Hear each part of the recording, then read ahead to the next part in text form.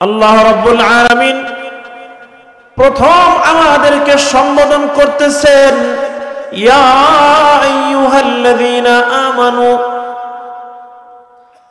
কেননা আমরা সকলেই ঈমান এনেছি, জন্মসূত্রে ঈমানদার, কালিমা পড়ে ঈমানদার, নামাজ আদায় করি এই জন্য ঈমানদার,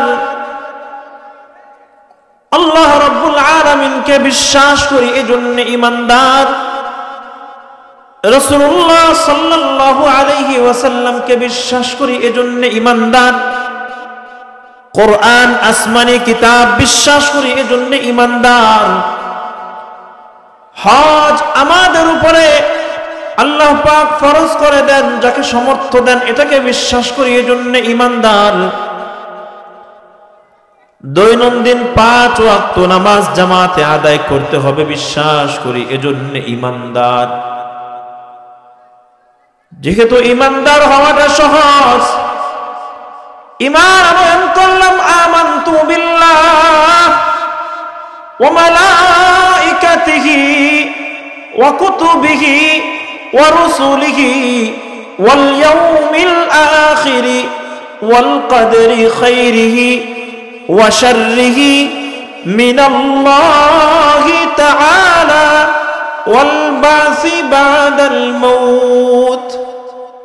ঈমান আনয়ন করলাম, আল্লাহ আপনার প্রতি ঈমান আনলাম, ফেরেশতাদের প্রতি ঈমান আনলাম, আসমানি কিতাব সমূহের প্রতি ঈমান আনয়ন করলাম, সমস্ত নবী রাসূলদের প্রতি ঈমান আনয়ন করলাম, এজন্য আমরা ঈমানদার। নামাজ না পড়লে আমি বেনামাজি ঈমানদার, রোজা না রাখলে আমি বেরোজা ঈমানদার, হজ ফরজ হইলে হজ যদি আদায় না করি আমি একজন গুনাহগার ঈমানদার, মিথ্যা বললে আমি একজন মিথ্যুক ঈমানদার, আমি যদি চগলখড়ি করি আমি চগলখোর ঈমানদার, আমি যদি ডাকাতি করি আমি ডাকাত ঈমানদার।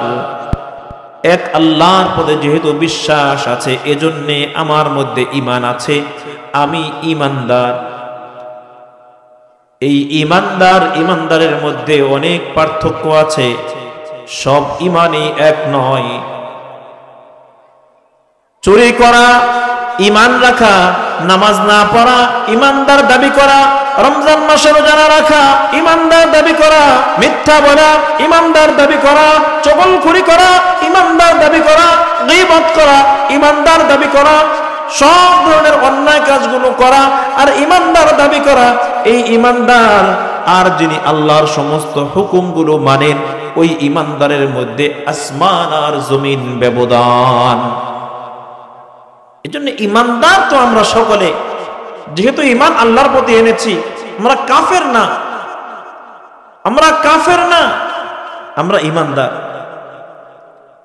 তো এজন্য আল্লাহ পাক আম ভাবে ডাক দিয়ে বলতেছেন, ইয়া আইয়ুহাল্লাযীনা আমানু, ও ঈমানদারেরা, যে নামাজ পড়ো যে নামাজ পড়ো না, যে রোজা রাখো যে রোজা রাখো না, যে অন্যায় করো যে অন্যায় করো না, যে মিথ্যা বলো যে মিথ্যা বলো না, আমি সকলকে লক্ষ্য করে বলছি, ইয়া আইয়ুহাল্লাযীনা আমানু, ও আমার ঈমানদার বান্দারা, যারা আমার প্রতি ঈমান আনয়ন করেছো, কি করতে হবে তোমাদের কাজ কি? ইত্তাকুল্লাহ,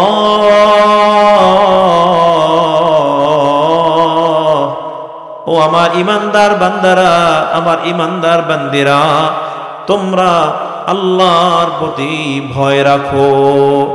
ইত্তাকুল্লাহ, আল্লাহর ভয় দিলের মধ্যে লালন করো। ঈমান আনয়ন করেছি, এখন আল্লাহ বলতেছেন ইত্তাকুল্লাহ, ঈমানদার মুমিন বান্দা বান্দিরা আমার, তোমরা আমি রবের প্রতি ভয় দিলের মধ্যে লালন করো। আমি রবকে ভয় করো। কেমন ভয়? হাক্কা তুকাতিহ, যেভাবে ভয় করা দরকার। অর্থাৎ আল্লাহ পাককে আমি ভয় করব, এই ভয়ের মধ্যে চুল পরিমাণ কোনো ফাঁকা থাকতে পারবে না, যে আমি চুল পরিমাণ ভয় কম করি, এরকম হতে পারবে না। যে চুল পরিমাণ যেন আমার ভয় কম না থাকে, বলে পরিপূর্ণ ভয় আমার দিলের মধ্যে থাকা, পরিপূর্ণ ভয় থাকতে হবে। এজন্য আল্লাহ পাক রব্বুল আলামিন শুধু বলেন নাই ইত্তাকুল্লাহ, বরং ইত্তাকুল্লাহ হাক্কা তুকাতি, ভয়ের পরিপূর্ণ হক আদায় করে ভয় করো। তিনি যেমন রব, তিনি যেমন মহান, ঠিক তাকে ভয় করতেও হবে আমাদেরকে সেভাবেই। এজন্য আল্লাহ পাক বলেন ইত্তাকুল্লাহ হাক্কা তুকাতিহি ওয়ালা তামুতুন্না ইল্লা ওয়া আনতুম মুসলিমুন। সর্বশেষ আল্লাহ পাক জানায় দেন, ইমানদার বান্দা বান্দিরা, তোমরা আমি রবকে ভয় করবে।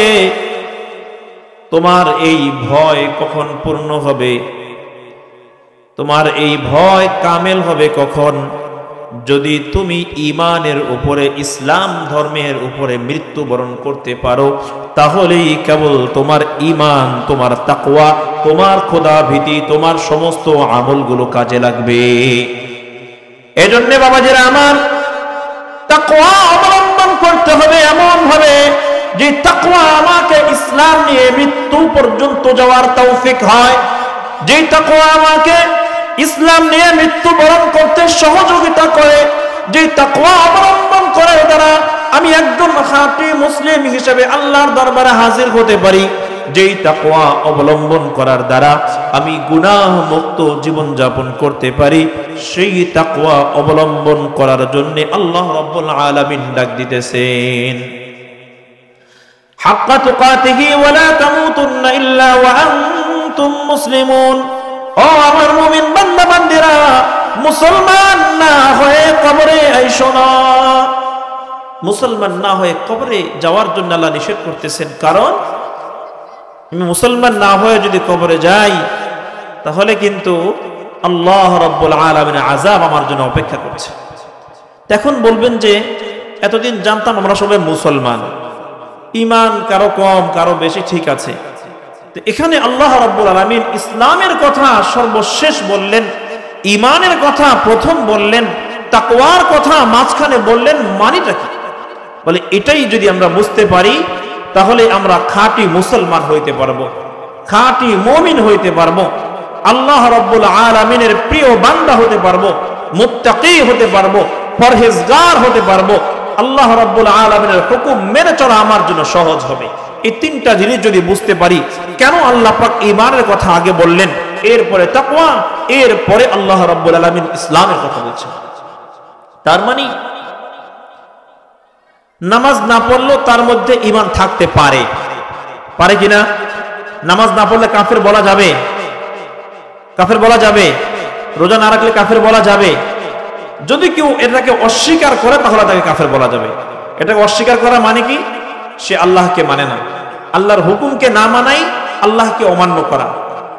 আমি আদায় করলাম না, এটা গুনাহ। যদি আফসোস থাকে, হ্যাঁ আমি নামাজ পড়তে পারি না, এটা আমার ভুল হয়েছে, অন্যায় হয়েছে, তো বোঝা গেল যে এটা গুনাহ করতেছে, এই উপলব্ধি আছে দিলের মধ্যে। কিন্তু এমনটা বলে না যে নামাজ না পড়লেই চলবে, নাউযুবিল্লাহি মিন যালিক। যদি এমন কথা বলে তাহলে কাফের হয়ে যাবে, কারণ সে নামাজকে অস্বীকার করলো।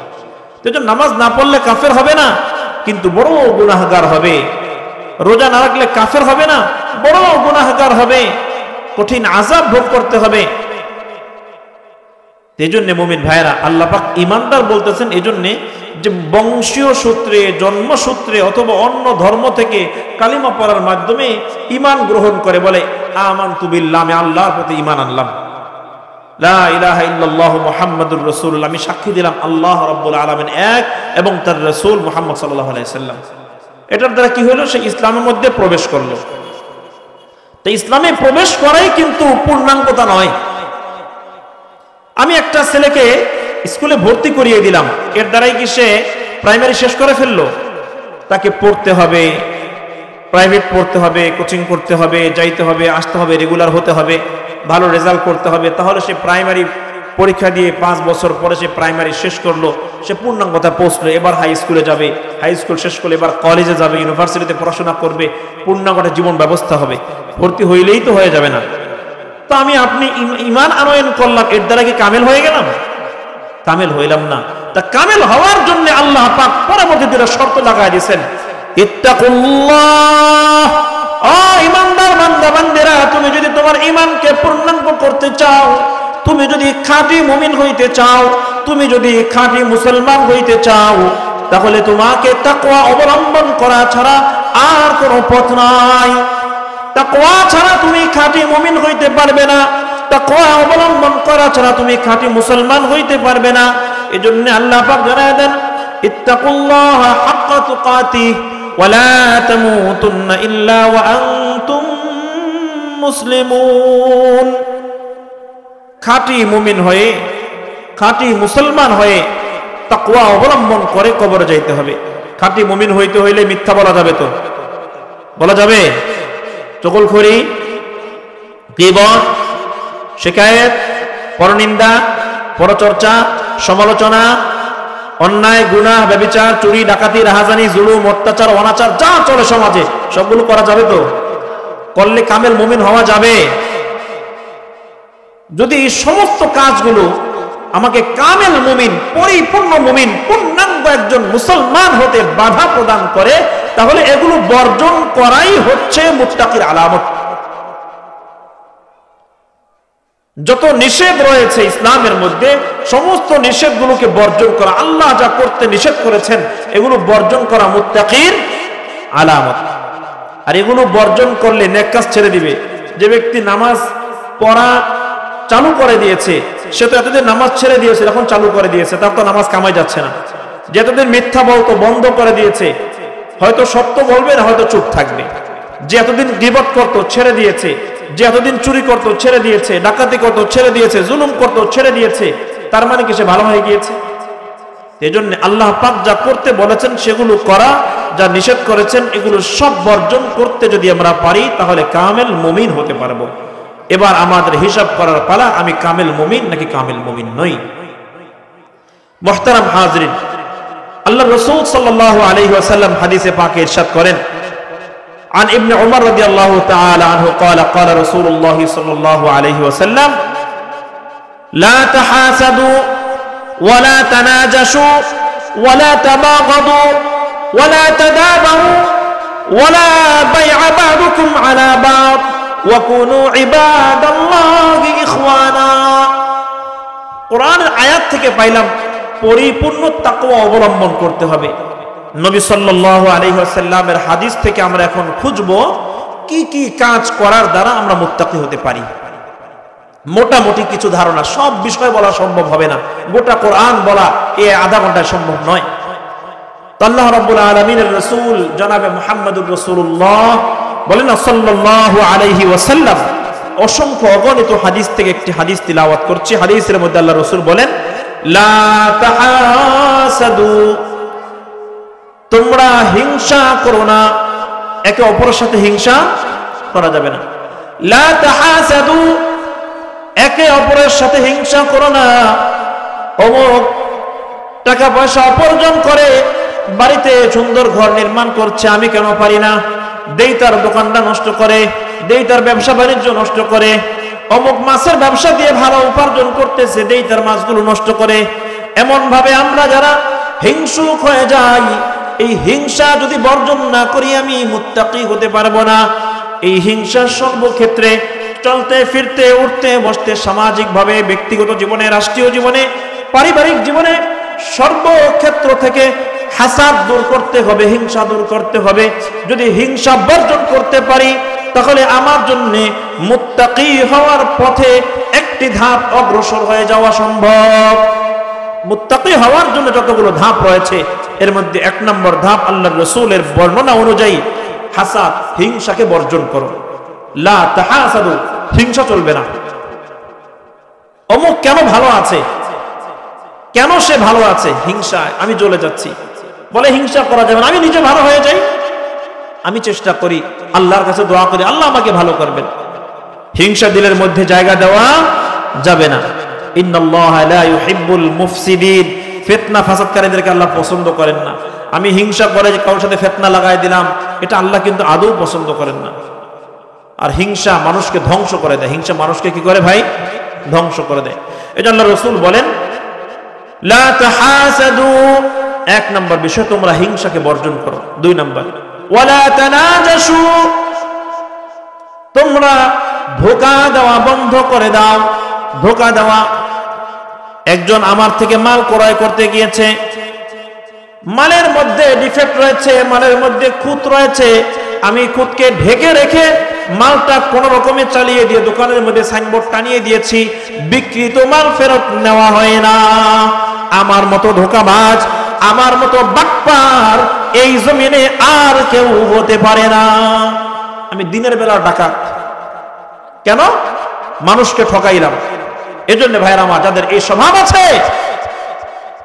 যে মানুষকে ঠকানো, মানুষকে ধোঁকা দেওয়া, এই ধোঁকা দেওয়ার স্বভাব থেকে আমাদের ফিরে আসতে হবে। খারাপ মাল দিয়ে ভালো মাল বলে চালিয়ে দেওয়া, কাউকে আসতেছি বলে আর না আসা, বিভিন্ন ধরনের ধোঁকা দেওয়া, কোনো আশা দিয়ে আশাকে মানুষের আশা হত করা, এগুলো সবই ধোঁকার অন্তর্ভুক্ত। এই সমস্ত ধোঁকা থেকে আমাদের বাঁচতে হবে। দুই নম্বর ধাপ, ধোঁকা থেকে বাঁচতে হবে। আমি নিজে কাউকে ধোঁকা দিব না। এক নম্বর লা তাহাসাদু, দুই নম্বর ওয়ালা তানাজাসু, তিন নম্বর ওয়ালা তাবাগাদু। ধোঁকা দিলাম না, হিংসাও করলাম না, কিন্তু একজনের সাথে আমার শত্রুতা আছে, শত্রুতাকে বর্জন করলাম না, বলে মুত্তাকি হওয়া সম্ভব না। শত্রুতা বর্জন করতে হবে, কারো প্রতি আমার শত্রুতা পোষণ করা যাবে না। লা তাবাগাদু, বুগদ, তোমার ভিতরে যে আরেকজনের প্রতি রাগ রয়েছে, ক্রোধ রয়েছে, গোসা রয়েছে, শত্রুতা রয়েছে, এই শত্রুতাকে তুমি তোমার দিল থেকে ঝেড়ে মুছে সাফ করে দাও। লা তাবাগাদু, কারো প্রতি তুমি গোসা রেখো না, শত্রুতা পোষণ করো না। তুমি যদি কারো প্রতি শত্রুতা পোষণ করো, জেনে রাখো যে রব তোমাকে খাওয়াইতেছেন, যে রব তোমাকে লালন পালন করতেছেন, যে রব তোমাকে সার্বক্ষণিক মনিটরিং করছেন, সেই রব তোমার মনের সমস্ত হালাতগুলো দেখতেছেন। সুতরাং তুমি যদি সামান্য বিষয় নিয়ে কারো প্রতি দুশমনি শুরু করে দাও, ও জুশিরগার মুমিন মুসলমান ভাইয়েরা আমার, আমি যদি সামান্য স্বার্থের কারণে, সামান্য স্বার্থের মধ্যে আঘাতের কারণে কারো প্রতি বিদ্বেষ শুরু করে দেই, আমি যে রবের নিয়ামত জন্ম থেকে নিয়ে এ পর্যন্ত ভোগ করতেছি, ওই রবের নিয়ামত ভোগ করে ওই নিয়ামতের সাথে কি পরিমাণ গাদ্দারি করেছি, ওই রবের সাথে কি পরিমাণ নাফরমানি করেছি, আমি ওই রবের কত হুকুমকে অমান্য করেছি। ওই রব তো আমাকে সব কিছু ভুলে গিয়ে আমাকে নিয়ামতের মধ্যে ডুবিয়ে রাখতেছেন। ওই রব তো আমার সাথে কোনো বিদ্বেষ করতেছেন না। রব আমাকে কোরআন সামনে দিয়ে, হাদিস সামনে দিয়ে সঠিক পথে চলার জন্য দিক নির্দেশনা দিতে যাইতেছেন। এজন্য মুমিন ভাইরা আমার, যে আল্লাহ আমাকে এত এত ছাড় দিতেছেন, আমি সেই আল্লাহর গোলাম হয়ে আল্লাহর আলা গোলামের প্রতি, আল্লাহর আরেক বান্দার প্রতি কিভাবে গোসা রাখি, কিভাবে গোসা রাখি। সাহাবায়ে কেরাম রাদিয়াল্লাহু তাআলা আলাইহিম আজমাইনগণ রাত্রি বেলায় যখন ঘুমাইতেন, সকলকে মাফ করে দিয়ে ঘুমাইতেন। নবীনা আলাইহিস সালাতু ওয়াস সালামের ঘটনা সকলেই জানি। ইউসুফ আলাইহিস সালাতু ওয়াস সালামকে ভাইয়েরা কূপের মধ্যে ফেলেছে, কষ্ট দিয়েছে, বাবার থেকে বিচ্ছেদ করে দিয়েছে। যুগ যুগ পরে যখন ইউসুফ আলাইহিস সালাতু ওয়াস সালামের সাথে ভাইদের সাক্ষাৎ হয়েছিল, ইউসুফ আলাইহিস সালাতু ওয়াস সালাম কি বলেছিলেন? তোমাদের প্রতি আমার কোনো গোসা নাই। তায়েফের ময়দানে রাসূলুল্লাহ সাল্লাল্লাহু আলাইহি ওয়াসাল্লামকে রক্তাক্ত করে ফেলেছিল কাফেররা, মুশরিকরা। আল্লাহর রাসূল সাল্লাল্লাহু আলাইহি ওয়াসাল্লামের কাছে আযাবের ফেরেশতা নাজিল হয়ে গিয়েছে। রাহমাতুল লিল আলামিন কি বললেন? আমি তো জগৎবাসীর জন্য রহমত স্বরূপ প্রেরিত হয়েছি, আমি এদের জন্য বদদুআ করব না। মাফ করে দিলেন উম্মতকে। তো আমরা তো সেই নবীর উম্মত, যে নবী ক্ষমা করে দিয়েছেন, যে নবীর সাহাবীরা ক্ষমা করে দিয়েছেন। সমস্ত নবীদের গুনাহগুণ ছিল ক্ষমা করে দেওয়া। আমরা সেই নবীর উম্মত হয়ে যদি আমার ভিতরে ক্ষমার গুণ অর্জন না করতে পারি, তাহলে আমার জন্য মুত্তাকি হওয়া সম্ভব না। সমস্ত দিক থেকে ভালো, কিন্তু মনের মধ্যে শুধুই মানুষের ভিতরে গোসা রাখি আর শত্রুতা করার চেষ্টা করি, বলে আমার দ্বারা কোনদিন খাঁটি মুমিন, খাঁটি মুসলমান, খাঁটি মুত্তাকি হওয়া সম্ভব নয়। এবার রাসূলুল্লাহ সাল্লাল্লাহু আলাইহি ওয়াসাল্লাম বলেন 4 নাম্বার, ওয়ালা তাদাবারু, তুমি কারো থেকে মুখ ফিরিয়ে নিও না। তোমার প্রতি একজন বড় আশান্বিত, ভাই আপনি আমার এই উপকারটা করেন, আপনারও এই সামর্থ্য আছে তার উপকারটা করার মতো, কিন্তু এখন আপনি উপকার করার মতো সক্ষমতা থাকা সত্ত্বেও যদি মুখ ফিরিয়ে নেন, ওই ব্যক্তি নিরাশ হয়ে যাবে, ওই ব্যক্তি নিরাশ হয়ে যাবে। অন্য কোন জালেমের জুলুম থেকে বাঁচার জন্য হয়তো বা আপনার দ্বারস্থ হয়েছিল, আপনি যদি তার থেকে মুখ ফিরিয়ে নেন, যদি তার থেকে মুখ ঘুরিয়ে নেন, ওই ব্যক্তি মনে বড় কষ্ট পাবে। আর কোন মুমিনের হৃদয়ে কষ্ট দিয়ে আমি মুত্তাকি হতে পারবো না। এজন্য আমি যেন কারো থেকে মুখ ফিরিয়ে না নেই, আমার যতটুকু সাধ্য, যতটুকু সামর্থ্য থাকে, সেই সামর্থ্য অনুযায়ী মানুষকে সাহায্য সহযোগিতা করার চেষ্টা করি।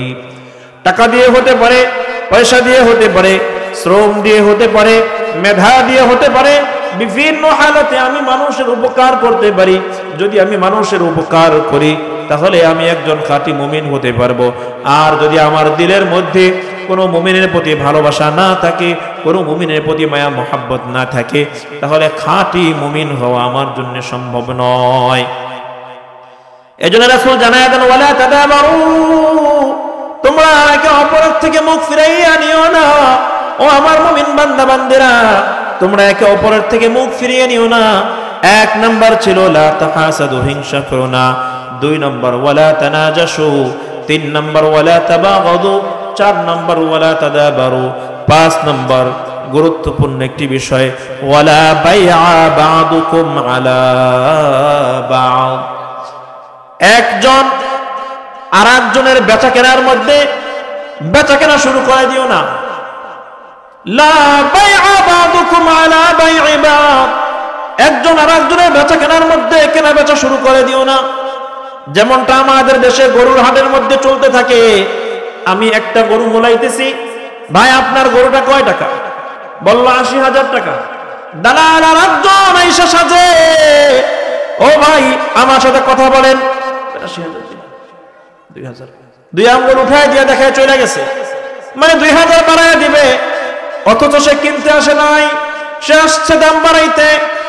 ক্রেতা বিক্রেতা কথা বলতেছে, মাঝখানে এসে দালাল ঢুকে ফিতনা সৃষ্টি করে দিয়ে চলে যায়।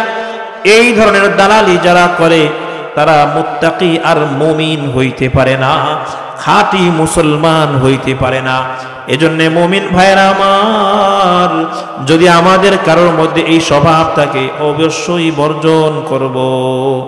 একদম কেনা বেচা করতেছি, জায়গা জমিন কেনা বেচা হতে পারে, বাড়িঘর কেনা বেচা হতে পারে, দাম শুনলাম এটা, মাঝখানে কথোপকথনের মাঝখানে তাদের ডিসকাস হয় নাই, এটা ডিসকাস হয়ে যায়, না ভাই আমি এই দামে নিব না, একজন সরে গেল, এবার আমি যেতে পারি, আমার পছন্দ হয়েছে, ২০০০ টাকা বেশি দিয়ে আমি কিনলাম, অসুবিধা নেই।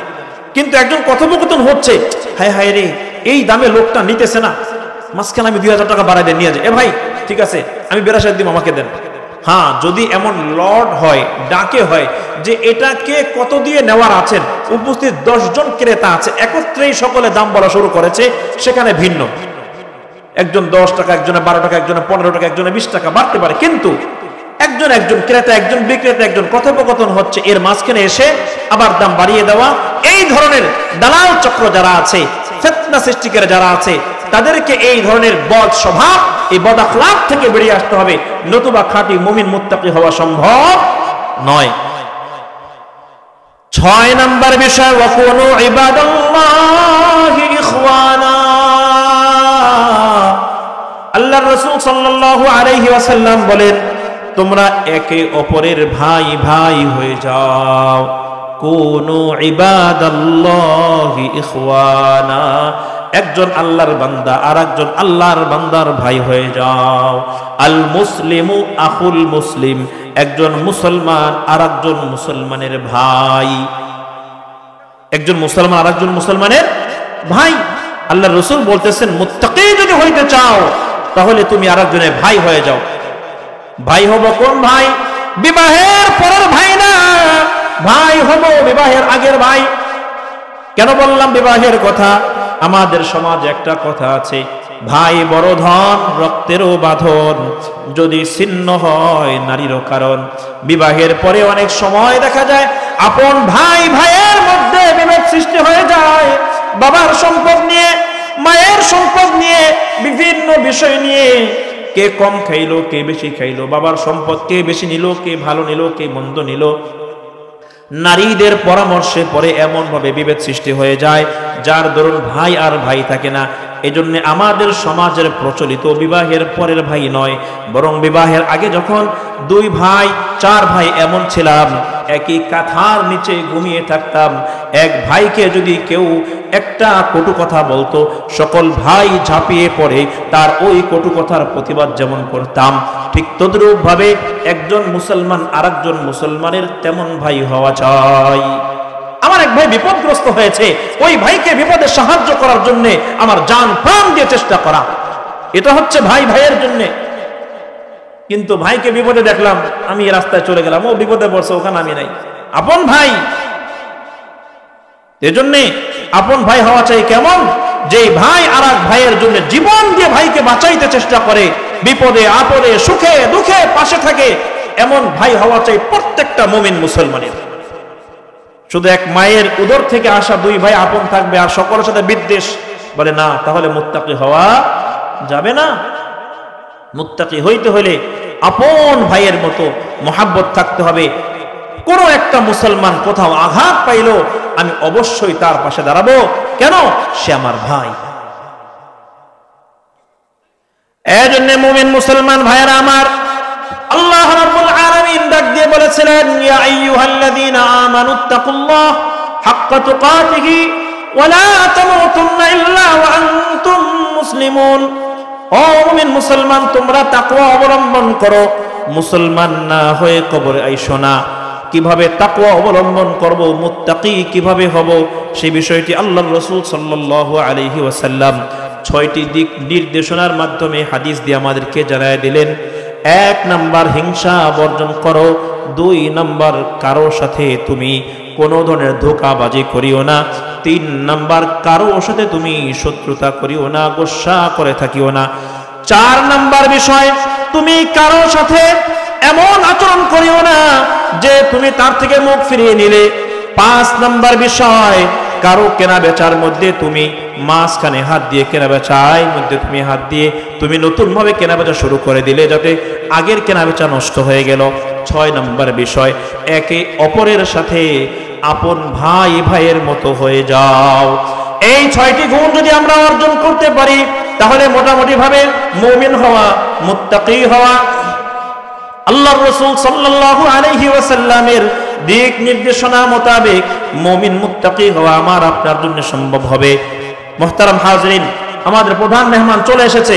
নারে তাকবীর, নারে তাকবীর। প্রধান মেহমানের আগমন, শুভেচ্ছার স্বাগতম। আমি আমার আলোচনা ইতি টানবো, ইনশাআল্লাহ হযরত বয়ান শুরু করবেন। তো যে কথা বলতেছিলাম, মুত্তাকি হওয়ার জন্য আল্লাহ রাব্বুল আলামিন আমাদেরকে বলছেন মুত্তাকি হও, মুমিন হও, খাঁটি মুসলমান হয়ে কবরে আসো। নবী সাল্লাল্লাহু আলাইহি ওয়াসাল্লাম আমাদেরকে 6টি ফর্মুলা বাতলায় দিলেন। এই 6টি ফর্মুলা যদি আমি অনুসরণ করতে পারি তাহলে আমার জন্য খাঁটি মুমিন হওয়া সম্ভব।